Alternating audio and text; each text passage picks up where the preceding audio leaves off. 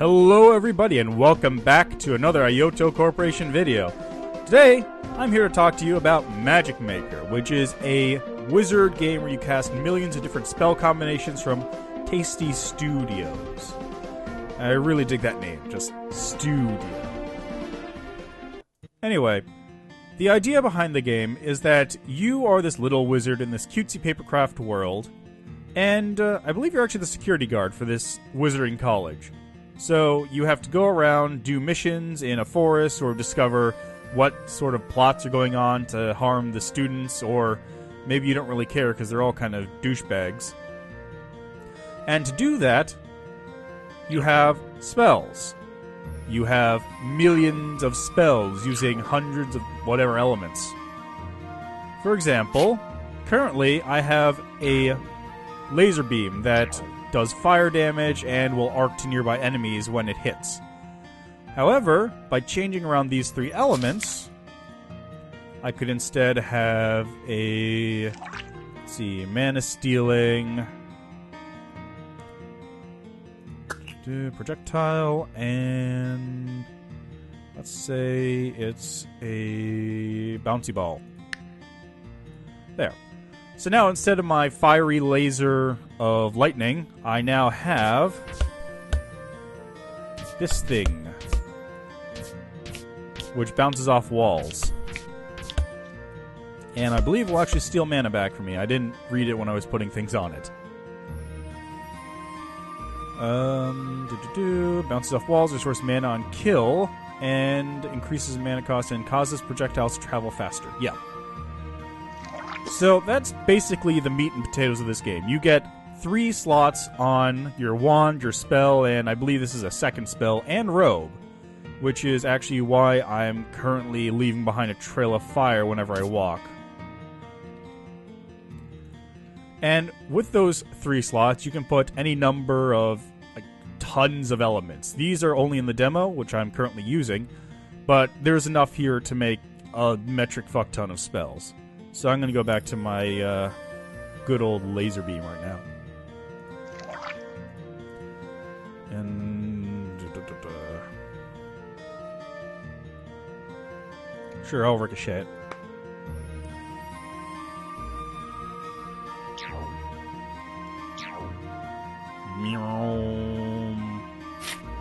Good times.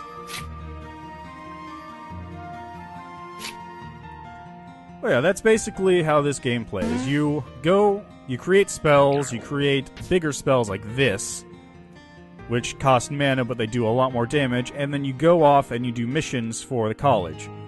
I've completed all the missions that are actually available in the demo, so now all I've got is free play. And in free play, if I can go back...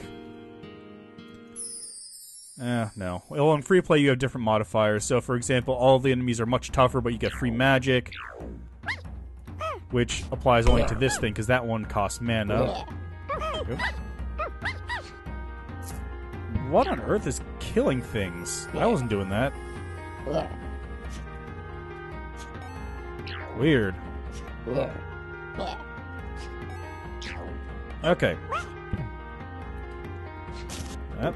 Come on.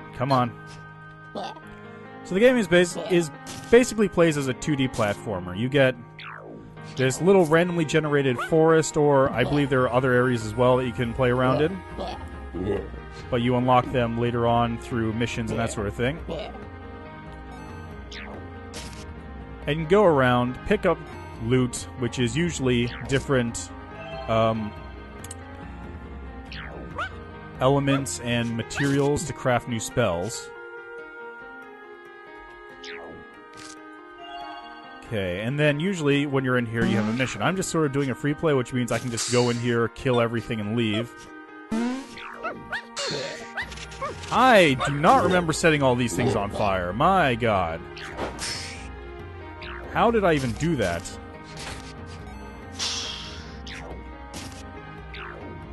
Come on. There we go.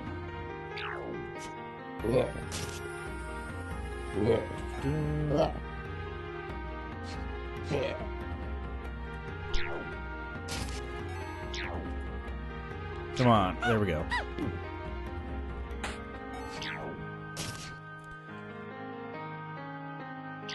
And I believe I'll... Okay. So, that's basically how the game plays. You get a whole bunch of spells, you get a whole bunch of enemies, and you have to kill all the enemies using your spells. Simple. Come on. Gotta kill this fairy queen. Where? There we go. Got her. And in each level, there's a bunch of gems. If you collect all the gems, basically, at the very end, you unlock a super chest, which gives you usually a great big item, like these boots here, which allow me to jump really high. Or, they will give you a whole bunch of materials. Usually both. Because there's a bunch of chests in the last room, which I will show you if I can get there in a reasonable amount of time. There's the last one. Goblin Wizard. Got it. Okay. So, boss time. Because the levels are randomly generated, the bosses are a little bit different each time, even in the same area. For example, this guy, last time I fought him, did not have these 4 things zooming around the room. He just had the one, which he used to climb around, and basically was not too big of a deal to kill. This one, a little bit more annoying, because I gotta deal with these things. Okay, that's 1 down.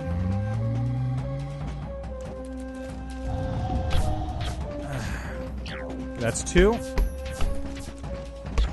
It's 3. And now he's on the ground, which means I have free reign to basically just point my laser at him until he dies. Or shoot this giant spell. The giant spells do a lot more damage, but they cost mana, which the normal laser beam or whatever you would have on the slot doesn't. So now I basically just... There we go. He's dead.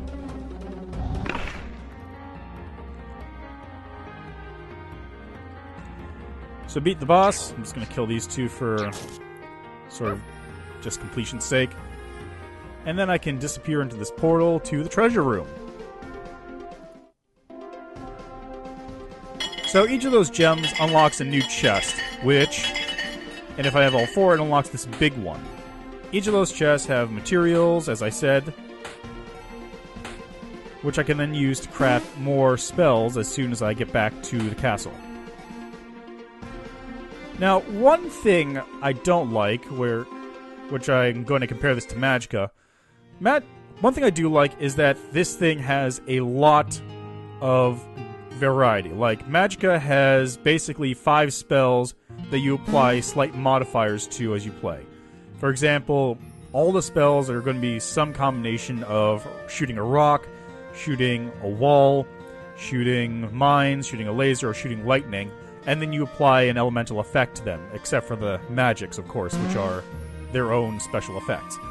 This, on the other hand, I can shoot out a laser beam that does fire damage, I can shoot out a laser beam that does electric damage and fire damage, I can shoot a laser beam that homes in on things and freezes them in place while also draining their mana, that sort of thing. There's a lot of variety, and it's basically only limited by what you can stick in 3 slots. And there's a lot of things you can stick in 3 slots. The problem is that you can't change these out. So if I go into a new area, I'm stuck with whatever I put on my wand, my spell, my robe, and this 3rd slot, which I believe is a 2nd spell. So I can't, unlike Magicka, where you had to sort of scramble to remember what spells are most effective. So if, for example, I'm fighting a boss that's resistant against fire, my wand is going to do jack shit. I can't do shit against the boss that's resistant against fire, because I can't change it out in the middle of the fight. I can't go to my menu and say, oh, he's resistant against fire, let's try changing this to lightning, and then maybe making it a projectile that drills through walls, because he's creating walls. Can't do that. Unlike in Magicka, where I could do that sort of thing, and that was sort of the main gameplay mechanic. So, it trades out, basically, variety for... I guess not variety. It trades out being... able to sort of have a large number of spells available to having a gigantic number of spells where only a few are available.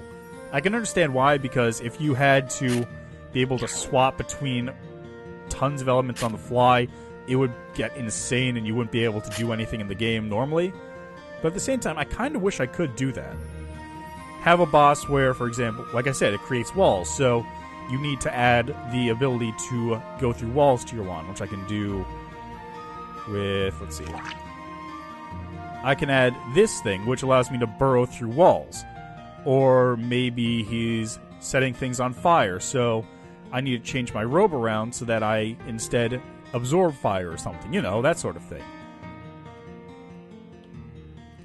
It's still a fun game, though. Like, the demo does not have a whole lot of content because you're basically limited to a couple missions in the same area.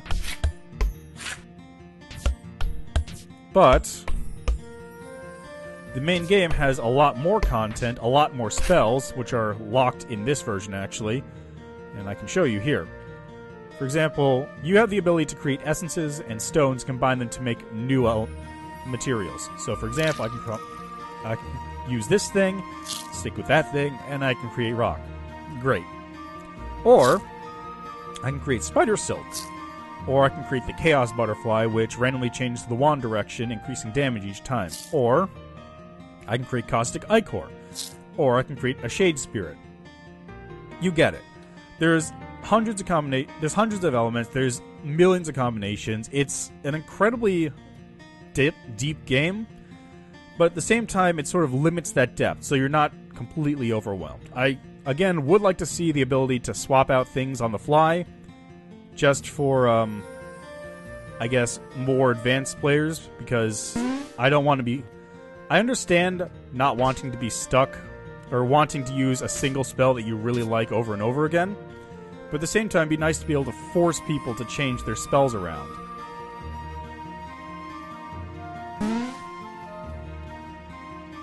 But yeah, it's a fun game. It's only $10, so it's not that big of a price investment, and you can just dick around with spells once you're done playing the full game, if, you know, the game turns out to not be that long. Or you get bored and just want to mess around with spells.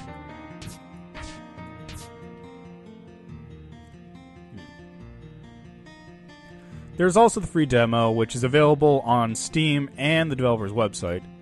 So I'll put a link to those in the description below. Yeah. I would recommend trying this game out, if nothing else. So anyway, thank you for watching. This has been Ayoto Corporation. Remember to check out Magicmaker on Steam. The description will have the link. And we will see you next time.